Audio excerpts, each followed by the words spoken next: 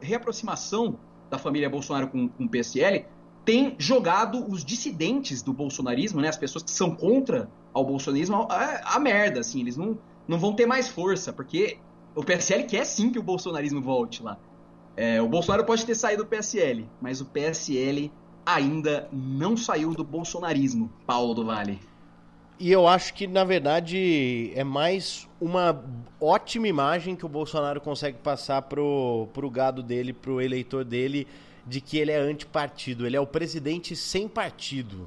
Ele consegue vender essa imagem do antissistema de novo. Tanto que hoje estava ouvindo uma conversa aqui em casa, né? Os tios já estão vindo, né? Eles colocam os dele em risco, eu não arrisco a vida deles e fico um pouco mais distante, participando um pouco, mas desci uma hora ali de máscara e tal, e o Brasil queimando literalmente, e uma tia preocupada com a quantidade de candidatos que tem a prefeito de Campinas. Nossa, mas quantos candidatos eu não conheço? Você não conhece, você só fica no seu zap, né? Você só conhece o que o Bolsonaro fala. E qual é o problema, né? Falei, gente, não, mas é porque vai dinheiro. Falei, gente, o dinheiro eleitoral é o dinheiro eleitoral, não vai pro seu bolso de jeito nenhum. A gente tem que tentar ter uma pluralidade, né, das coisas. Mas tem gente que sabe que não vai ganhar, mas tem gente que sabe que não vai ganhar o Campeonato Brasileiro e disputa mesmo assim. Porra, é direito, as pessoas precisam entender algumas coisas. Mas por que eu tô citando esse exemplo? Porque as pessoas, elas têm essa imagem ruim, né, de partidos políticos, de que isso é que faz mal, o partido abocanha o dinheiro daqui e dali, toda essa narrativa, né, que foi passada e compreendida dessa forma aí pelas pessoas. Então, esse movimento do Bolsonaro aí de tentar criar o partido dele, não conseguir, ele não tá nem ligando. Quando o nome dele aparece ali sem partido, ele passa uma imagem que ele quer passar para essa galera que é iludida com esse papo de antipolítica, que na verdade é a prática da mais velha política, né?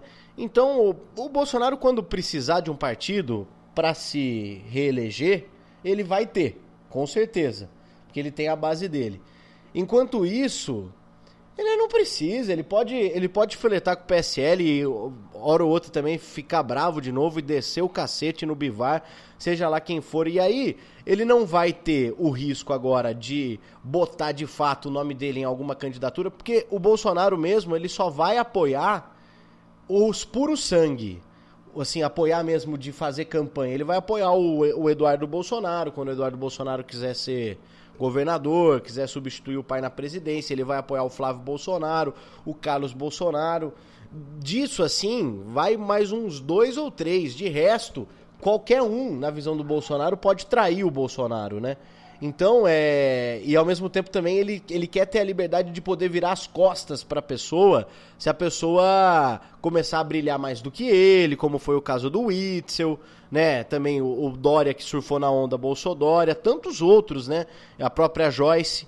Então, essa liberdade que o Bolsonaro tem de não ser, de fato, ligado a um partido, sabendo que ele vai ter algum partido que vai aí querer lançá-lo como o candidato à reeleição à presidência, para ele é tudo maravilhoso, gente. É isso. O Bolsonaro, ele tá pintando e bordando pro eleitorado dele, com todas as atitudes, né? Com tudo que vem fazendo, assim. Ele consegue não decepcionar de fato as pessoas que o apoiam. E é por isso que ele tá aí hoje, a essa altura do campeonato, a essa altura da pandemia, como mais favorito a uma reeleição do que qualquer outra coisa, né? Então, continuemos ligados aí no que está por acontecer neste país.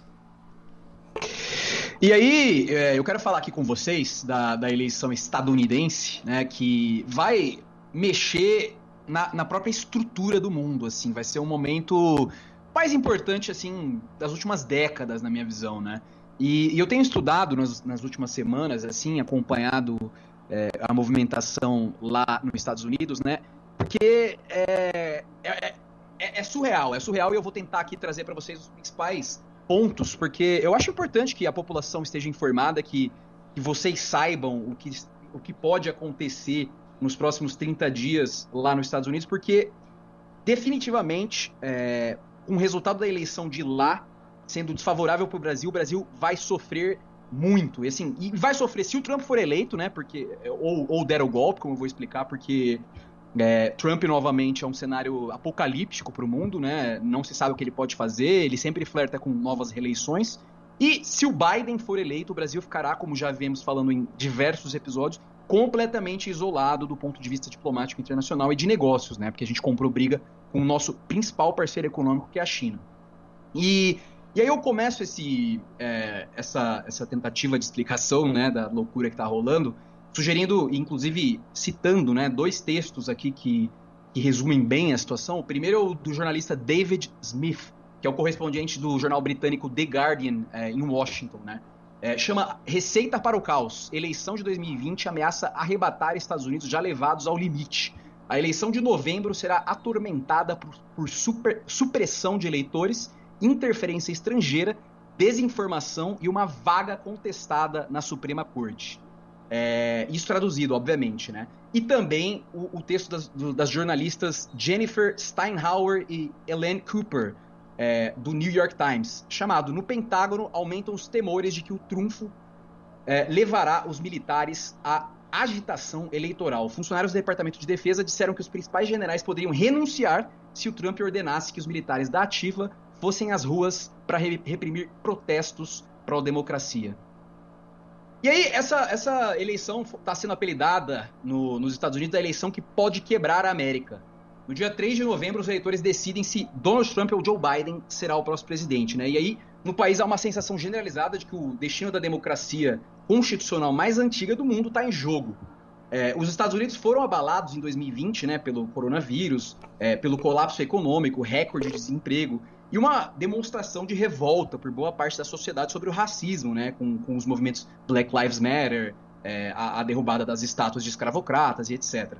E agora está vindo essa eleição, né, em que a supressão dos eleitores, né, a interferência estrangeira da Rússia, que já vou explicar um pouco mais daqui a pouco, e a desinformação online, né, a fake news, estão contestando e estão sendo utilizadas como os elementos para a receita do caos. E agora ainda adicionando um outro elemento, que é a morte da ex-juíza da Suprema Corte, que agora vagou e o Trump quer colocar uma pessoa conservadora lá. E isso pode complicar as coisas ainda mais. O mais ameaçador de tudo isso é que o Trump, né, que é o presidente em exercício, passou meses espalhando desinformação e desacreditando o que ele chama de eleição mais fraudulenta da história. Isso porque ele tá no poder, né? Essa é a parte mais engraçada. O cara tá no poder e tá falando que a eleição vai ser fraudulenta.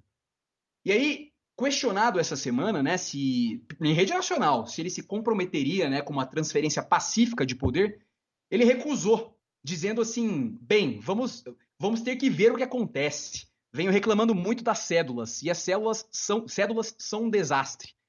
Will you commit to making sure that there is a peaceful transferal of power after the election? Well, we're going to have to see what happens. You know that I've been complaining very strongly about the ballots, and the ballots are a disaster. I understand that, but people are rioting. Do you commit to making sure that there's a peaceful transferal of power? We want to get rid of the ballots, and we'll have a very peaceful. There won't be a transfer, frankly. There'll be a continuation. The ballots are out of control. You know it. And you know who knows it better than anybody else? The Democrats know it better than anybody else. Go ahead. Caso o Donald Trump se recuse a deixar o cargo, os Estados Unidos podem mergulhar numa crise constitucional e o mundo vai se encontrar em um território até então desconhecido. Seja qual for o resultado, existe um alto risco de que uma parcela significativa da população não o aceite como vencedor legítimo, né? E protestos de ruas furiosos dentro de um país que é repleto de armas, né? De pessoas que se armam depois de décadas de corrosão de um sistema que já foi a inveja do mundo, né? E agora tá além de reparo, pode ser uma faísca aí nesse caldeirão, nesse barril de pólvora do que tá para acontecer, né? E aí, falando um pouco da votação pelo correio e a supressão dos eleitores, o que é isso, né? Considerando que a eleição está correndo no meio da pior crise sanitária do último século, né? E os Estados Unidos está sendo ainda o pior país em números brutos, a gente espera que um número recorde de eleitores usem cédulas pelo correio para evitar os riscos à saúde, né, decorrentes de ir para a fila votar pessoalmente em 3 de novembro. E aí, 5 estados, Colorado, Havaí, Oregon, Washington e Utah, já realizam as eleições quase que inteiramente pelo correio. Mas, como os Estados Unidos são uma coxa de retalhos do ponto de vista jurídico, né, cada estado tem a sua legislação diferente, é diferente do Brasil, que a lei federal serve para todos e está acima das leis estaduais, os diferentes estados possuem práticas diferentes e estão lutando para se preparar. E aí eu chamo a atenção dos ouvintes para uma figura interessante, o Louis DeJoy, que é o Postmaster General, é o cara responsável pela gestão e direção das operações do dia a dia das diversas entidades que atuam como correio nos Estados Unidos. E, além de tudo, ele é um doador do Partido Republicano, né, o partido do Trump. Ele supervisionou medidas que tornem a votação pelo correio mais difícil, incluindo a remoção de caixas de correio das ruas e a não manutenção de equipamentos essenciais para verificação de votos numa empreitada desse tamanho, né? E aí, depois de protestos, o DeJoy disse que suspenderia os cortes, né, da estrutura de correio até depois da eleição. Mas, segundo os especialistas, podem ser tarde demais para reverter os danos que já foram causados, né? E o Trump foi transparente sobre os seus motivos, né? Ele disse que estava retendo o financiamento do serviço postal como uma forma de limitar o voto pelo correio, argumentando que ele é propenso a fraudes, uma alegação que já foi totalmente desmentida. Mas os ataques ao voto por correspondência não são o único exemplo mais flagrante dessa supressão eleitoral, que é uma tática tão antiga quanto a própria democracia americana, né, que afeta desproporcionalmente as pessoas de cor e as pessoas oriundas de países latinos, né, que são estatisticamente muito mais propensas a votar no Partido Democrata. E aí um exemplo, na Flórida, que é um estado decisivo e crítico, os eleitores decidiram em 2018 renegociar 1,4 milhões de pessoas que tinham perdido o direito de votar porque elas tinham condenações criminais. Mas os republicanos conseguiram neutralizar esse movimento, o que significa que hoje mais de 700 mil pessoas provavelmente terão os direitos de voto negado em novembro por conta de uma ficha criminal. Então o cara cometeu um crime, não pode votar. Coisa do Partido Republicano, né? O Neil Stroka, que é o porta-voz do grupo Democracy for America, disse, eu abro aspas para ele, Donald Trump tem os dedos nas alavancas do poder e está claramente os manobrando de todas as formas possíveis, legais e possivelmente ilegais, para tentar garantir uma vitória por pouco em novembro.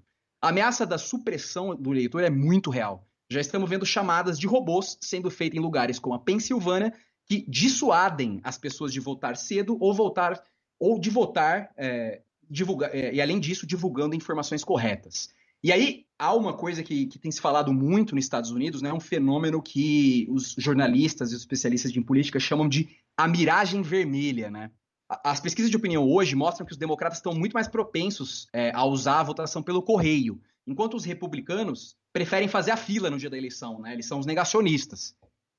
E os estados de campo de batalha, onde o Trump está ganhando, ou existe mais equiparidade em relação ao Biden, que são Michigan, Pensilvânia e Wisconsin, proíbem que os funcionários eleitorais deem início ao processamento dos votos pelo correio até depois do dia da eleição. Ou seja, é provável que os votos dos republicanos que vão para a fila sejam contados primeiros, levando a ilusão de que o Trump esteja ganhando no começo das eleições, né? Por isso que chama miragem vermelha, porque a cor do Partido Republicano é vermelha.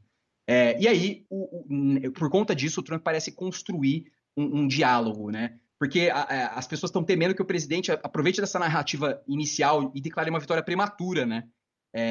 E só depois as células pelo correio entrariam e mudariam gradualmente a maré e produziriam uma eventual vitória do Biden alguns dias depois até ser contado. E aí o Josh Mendelson, que é o presidente executivo da Rockfish, que é uma empresa democrata de análise de dados, disse ao programa Axios na HBO, abre aspas para ele, estamos soando um alarme e dizendo que esta é uma possibilidade muito real, que os dados vão mostrar na noite das eleições uma incrível vitória para Donald Trump. Quando todos os votos legítimos forem apurados e chegarmos ao último dia, que será um dia após as eleições, vai de fato mostrar que o que aconteceu na noite das eleições foi exatamente isso, uma miragem. Parecia que Trump estava na liderança e fundamentalmente não estava quando todas as células são contadas. E aí, a longa espera para um resultado pode permitir que o Trump inunde as redes sociais com as teorias de conspiração que ele é tão adepto, né? O Bill Galston, que é um ex-assessor político do Bill Clinton, disse: O que mais me preocupa é que o presidente dos Estados Unidos decidirá, por motivos próprios, impugnar votos que não são contados na